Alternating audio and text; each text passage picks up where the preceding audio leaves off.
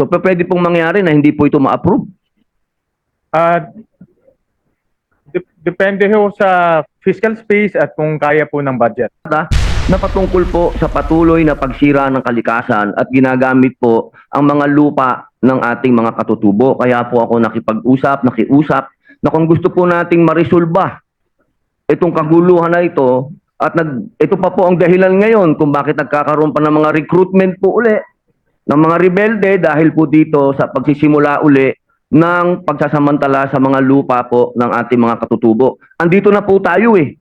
Ito nga po, pinag-uusapan nga po kanina, sinabi nga po, nagkakaroon na nga po tayo ng mga malawakang pagpapalit at pagpapaganda ng sistema ng paggawa ng budget. Bakit hindi pa po natin to talakayin ngayon na?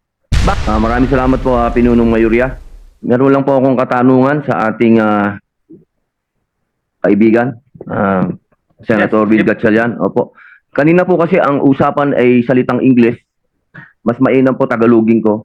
Opo, at maintindihan po ng ating mga kababayan sapagkat yung akin pong imumungkahi at itatanong ay patungkol po sa ating mga katutubo at sa mga kamusliman. Una po, napag-usapan po dun sa interpelasyon na sumang-ayon po ang ating mga kasama po si Senator Mig Subiri patungkol po dun sa Sharia Court na inyo pong susuportahan.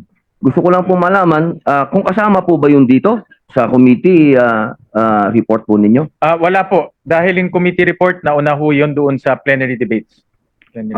Yun po ang tinatanong din ng ating mga kasama. Pati po yung napag-usapan po doon sa pagpapatitulo ng mga ancestral domain. Wala din po. Wala rin po. Wala rin po. Ano pong ibig sabihin nun aking kaibigan? Bali, ito po'y magiging individual amendment po ito. Ibig Tama sabihin, so pwede pong mangyari na hindi po ito ma-approve. Depende ho sa fiscal space at kung kaya po ng budget. Gusto ko lamang po malaman po ninyo na inaasahan na po ito ng ating mga kababayan na Muslim. Ito po ina-approve na natin, batas na po ito. Inaasahan po ang Sharia Court. Ganon din po ang mga katutubo na hanggang sa panahon na nandito po sa interpelasyon ni Senator Loren Ligarda na sinuportahan po ng ibang senadora katulad po ni Senator Risa Ontiveros na ang pagmimina, ang pagsasamantala po sa ancestral domain ng mga katutubo, nangyayari po yan dahil wala po silang mga titulo. At nangyayari po ang mga rebelyon dahil hindi po alam ng mga Muslim kung saan sila tatakbo dahil ang Sharia Court po ay nasa 2 lugar lang. Maraming salamat po. Ako po, personally, sinusuportahan ko yung mungkahi ni Senator Robin at yan ay pwede maging parte po ng individual amendments po natin. Salamat po. Maraming salamat. Senator Pia Cayetano is recognized. Mr. President, I share the concern of Senator Padilla, but this is the reality of lawmaking, including the budget process. Because I handle the budget of NCIP, when the good senator brought to our attention the concerns of the indigenous people na wala ngang mga titulo at matagal na nga daw niyang sinusuportahan yon, tinignan ko yung record. Yung mismong NCIP, hindi naman nag-submit ng kanilang budget proposal na magdagdag ng pondo para doon. So, paano ko naman gagawin yun na wala man lang submission coming from the agency? At sinabi natin to on record during the plenary debate. So, sabi ko kay Senator Robin na napakaganda nung concern nyo. The indigenous people are blessed to have a supporter like you. Pero the agency has to do their job because we cannot invent these figures if wala namang pinopropose. They did not do it in a timely manner, Mr. President. So, I suggested to His Honor, pwede kayo mag-submit ng amendment because I'm sure the chairman will accommodate a very reasonable request such as that, Mr. President. So for the record. Senator Padilla. Opo, maraming salamat po. Napakaganda pong mungkahi. Ang akin lamang pong pinapaliwanag, tayo po ay nandirito na. At tayo po ay nakapakinig po sa nangyaring interpelasyon na ginawa po ni Senator Loren Ligarda na patungkol po sa patuloy na pagsira ng kalikasan at ginagamit po ang mga lupa ng ating mga katutubo. Kaya po ako nakiusap na kung gusto po nating marisolba itong kaguluhan na ito at ito pa po ang dahilan ngayon kung bakit nagkakaroon pa ng mga recruitment po uli ng mga rebelde dahil po dito sa pagsisimula uli ng pagsasamantala sa mga lupa po ng ating mga katutubo. Andito na po tayo eh. Ito nga po, pinag-uusapan nga po kanina, sinabi nga po, nagkakaroon na nga po tayo ng mga malawakang papapalit at papaganda ng sistema ng paggawa ng budget. Bakit hindi pa po natin to talakayin ngayon na? Bakit pa po natin kailangan ito padaanin pa sa kung saan-saang butas ng karayom? Ang inyo pong mga kapatid na katutubo ay naghihikahus na sa sobrang pagsasamantala sa kanila. Yun lamang po naman. Maraming salamat po, Ginoong Pangulo. Thank you. Maraming salamat, Senator Robin. At yung mga magagandang mungkahi po ng ating mga senador ay pinipilit po natin masama po sa budget at humingi rin po ako ng mga rekomendasyon sa ating mga vice chairman na humahawak po ng mga komite niyon. At admittedly, this process is a new process for all of us, and but this is in line with what we desire for transparency, Mr. President. So, Mr. President, with that, may I seek a minute suspension, Mr. President? Session is suspended for 1 minute. Thank you. Majority Leader. Senator Kiko Pangilinan is recognized. Yes, dadagdagan ko lang yung puntong nabanggit ni Senator Gatchalian at bilang pagsagot doon sa katanungan ni Senator Padilla bilang subcommittee chairman ng Subcommittee J, tayo po ang tumalakay sa judiciary budget at doon tinanong ni Senator Robin Hood Padilla yung usapin po ng dagdag na budget para sa Sharia. Tayo rin po ay sinusuportahan yung pagdagdag nung nasabing pondo. For the record, Mr. President. Thank you. Majority Leader. Senator Cayetano and Senator Spero for bringing those questions because it only shows that we're going to be transparent in this budget, unlike what was done before. You know, during our time and during their time, basta nag-committee report, tapos yun na yun, ano, mag-interpellation, pero pagdating ng period of amendments, magsasubmit lang sa chairman lahat, hindi alam ng taong bayan kung ano yung mga sinubmit.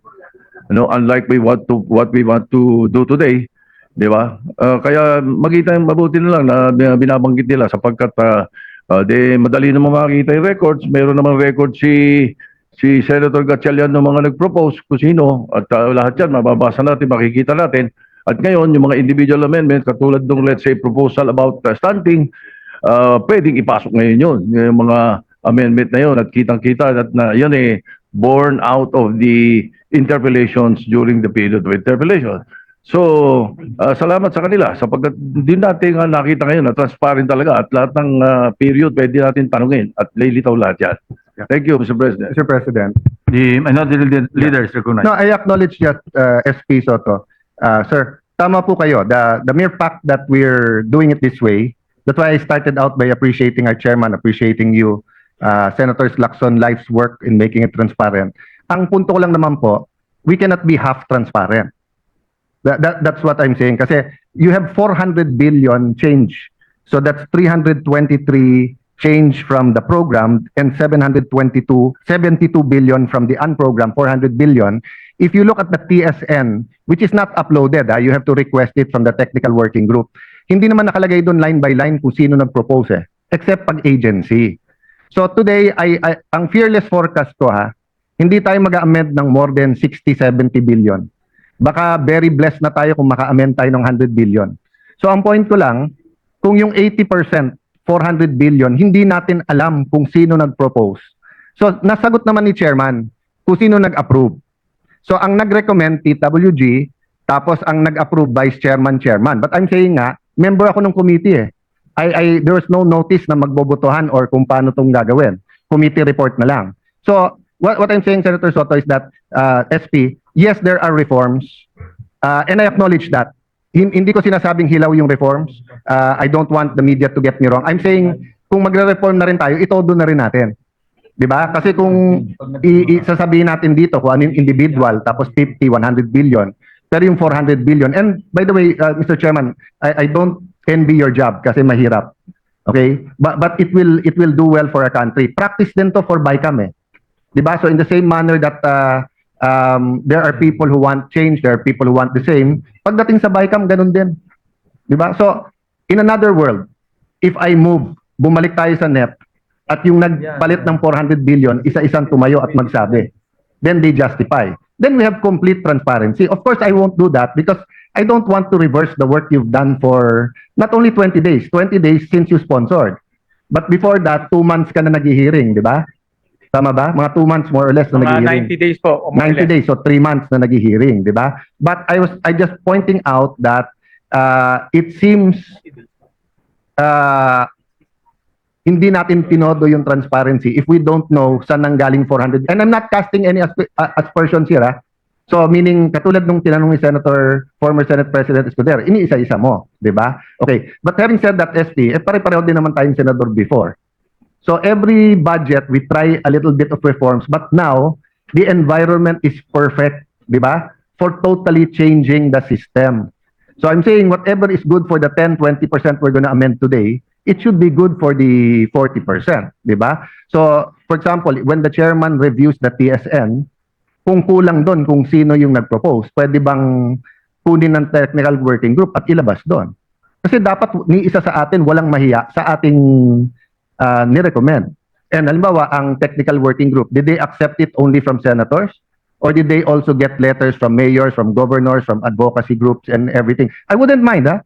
So if there's an advocacy group for health, anti-smoking or health sa bakuna na ganito, kulang ng pondo, and that was the basis. Pero dapat transparent.